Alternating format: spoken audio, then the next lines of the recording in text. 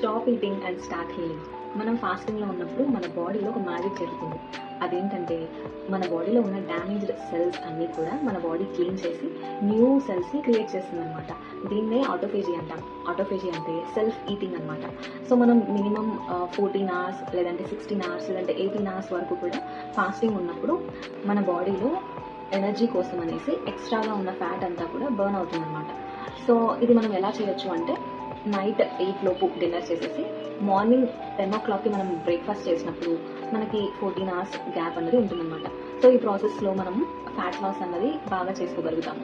So దీనివల్ల benefits ఏంటి అంటే ఇన్సులిన్ రెసిస్టెన్స్ని రివర్స్ చేసుకోవచ్చు. హార్మోనల్ ఇంబ్యాలెన్సెస్, పీసీఓస్ కానీ థైరాయిడ్ ఇష్యూస్ కానీ ఉన్న వాళ్ళకి ఇది చాలా హెల్ప్ అవుతుందన్నమాట. But remember one thing, pregnant ladies కానీ డయాబెటిక్ పేషెంట్స్, మెడికేషన్స్లో ఉన్న వాళ్ళు కానీ డాక్టర్ అడ్వైస్ తీసుకున్న తర్వాతే ఈ ఫాస్టింగ్ అనేది ట్రై చేయండి. I'm your health coach doctor Shani Susan. Follow for more.